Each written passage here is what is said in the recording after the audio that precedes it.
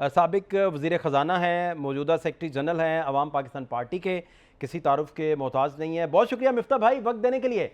मिफ्ता भाई, लेवी फिर बढ़ गई और अभी वहाँ कॉन्फ्लिक्ट शुरू ही हुआ है, तो यहाँ लोग पूछ रहे हैं सोशल मीडिया पे कि भाई कौन सा महंगा पेट्रोल यहाँ आ गया था कि आपने फौरी कीमतें बढ़ा दी हैं। आलमी मंडी में अभी भी जो ट्रेड हो रहा है आज के दिन तक वो 41 पे डॉलर पे हो रहा है, 11 जुलाई की जो कीमत है। और 28 को जब ये हो रहा था, 28 फरवरी 2026 को, तो ये 72 पे था, 72 पे। और अब जो है लेवी 80 रुपये कर दी गई है और अब मुल्क में जो कीमत है वो 310 रुपये और 71 पैसे हो गई है पेट्रोल की। मैं आपसे जानना ये चाह रहा हूँ कि इसकी आप वजह क्या देखते हैं। भले जो वज़ीर पेट्रोलियम है वो कह रहे हैं कि हम इस मामले से हम निकलना चाह रहे हैं। इसी तरह का बयानात जो है इमरान खान साहब के दौर में भी आना शुरू हो गए थे कि हम इस मामले से निकलना चाह रहे हैं। एग्जैक्टली आप गाइड कीजिए, ये क्या है मामला, एग्जैक्टली है क्या मिफ्ता भाई?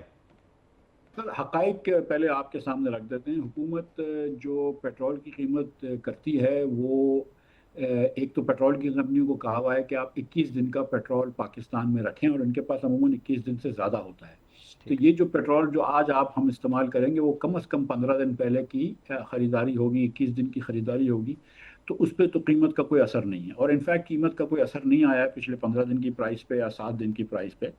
और जो पेट्रोल में कीमतें बढ़ी हैं उसकी एक वजह तो है वो हुकूमत ने अपने टैक्स बढ़ा दिए, 9 रुपए अपना टैक्स बढ़ा दिया। इसके अलावा पेट्रोल के ऊपर इन्होंने 4 रुपए और 82 पैसे गालिबन जो है वो फॉरेन एक्सचेंज की मद में इन्होंने बढ़ा दिया कि एक्सचेंज रेट अलग हो गया। ये बात फहम से काबिल फहम नहीं है। उसकी वजह यह है कि एक्सचेंज रेट तो चेंज ही नहीं हुआ है पाकिस्तान में। तो पाकिस्तान में 4 रुपए 29 पैसे एक्सचेंज के अंदर आप क्यों दे रहे हैं, ये समझ से बाहर है। तो ये जो 13 रुपए बढ़े हैं इसमें 12 रुपए 82 पैसे तो मैंने आपको बता दिए कि इसीलिए बढ़े हैं।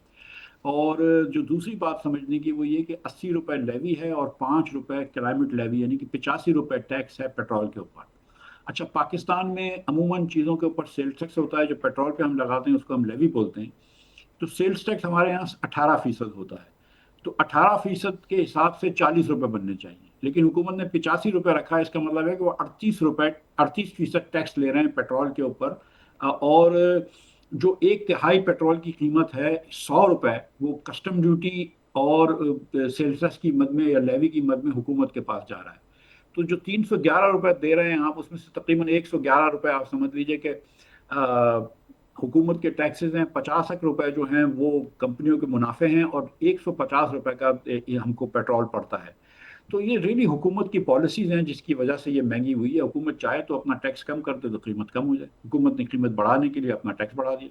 तो इस जानिब क्यों नहीं देखा जाता कि आप टैक्स नॉर्मलाइज करें या लेवी अपना कम करें और आवाम को रिलीफ मिल जाए? इसकी इसकी बुनियादी क्या वजह है? आप चूंकि पावर कॉरिडोर्स का हिस्सा रहे, तो क्या वजह होती है बेसिकली इस तरह की पॉलिसीज की? क्योंकि मईशत नहीं चल रही और हुकूमत को टैक्स की ज़रूरत होती है, और क्योंकि अखराजात हुकूमत कम नहीं कर रही और IMF ने कदगन लगा रखी है कि आप फला नंबर से ज़्यादा, यानी 7,000 अरब रुपए इस साल, इससे ज़्यादा आप वफाक का डेफिसिट नहीं कर सकते। लिहाजा फिर वो लोगों की जेब से पैसे लेते हैं। अब अगर आप चाहें तो रियल एस्टेट वालों से टैक्स ले सकते हैं, आप चाहें तो ज़रात के बड़े बड़े ज़राई अराजी वाले रखने वालों से टैक्स ले सकते हैं, या आप चाहें तो मोटरसाइकिल सवार जो रोज़ का 1 लीटर भरवाता है उससे टैक्स ले सकते हैं। क्योंकि ये गरीब लोग होते हैं, मुतवासित तबके से ताल्लुक़ रखने वाले लोग होते हैं, इनके पास इतना पावर नहीं होता जितना कि शायद दुकानदारों के पास होता है। तो इनसे टैक्स लेना आसान है। तो इनसे आप मोटरसाइकिल वालों से जो है वो 3-4 हज़ार रुपये महीने का टैक्स ले लेते हैं। आप ये दुकानदार से नहीं ले सकते या कोई ज़रात वालों से नहीं ले सकते और कंस्ट्रक्शन रियल एस्टेट वालों से नहीं ले सकते। तो हुकूमत का जो भी IMF के जो भी मसाइल होते हैं या हुकूमत के जो भी फाइनेंशियल मसाइल होते हैं, वो हुकूमत जो है वो गरीब लोगों से टैक्स लेके पूरा करती है पाकिस्तान में। इसीलिए पेट्रोल जैसी चीज़ के ऊपर जो है वो 35-38% जो है वो सेल्स टैक्स लगा हुआ है।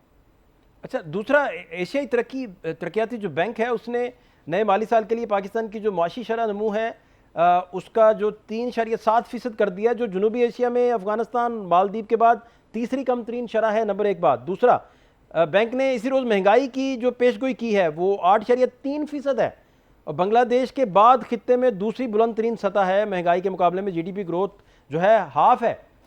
मईशत की बहाली के लिए ये तो बड़े ख़तरनाक इंडिकेटर्स हैं।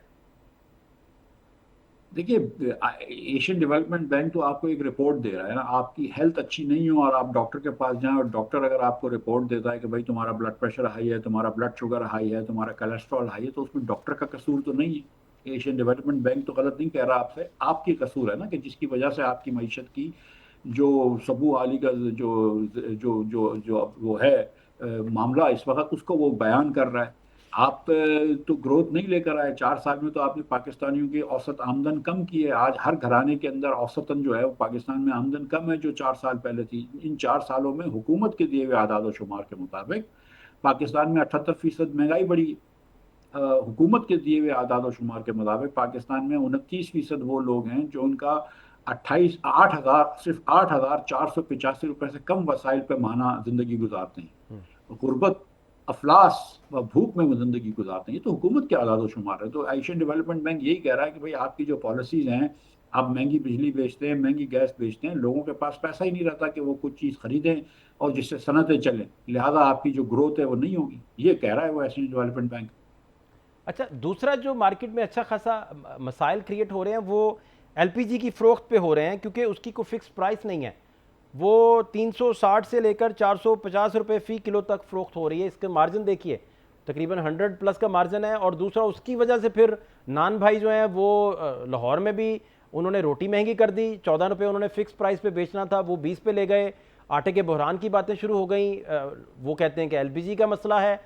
इसको आप किस तरह देखते हैं और इन सारे मसाइल का आप हल फिर क्या देखते हैं? हाल तो ये है कि हुकूमत हटा दी जाए।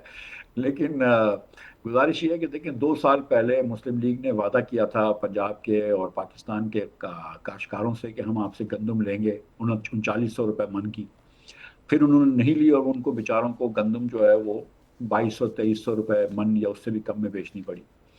पिछले साल भी जो गंदम किसानों से आपने खरीदी वो 2000 रुपये मन पे खरीदी, 50 रुपये, और हर किसान का इसमें दिवालिया निकल गया और किसान ने नुकसान किया।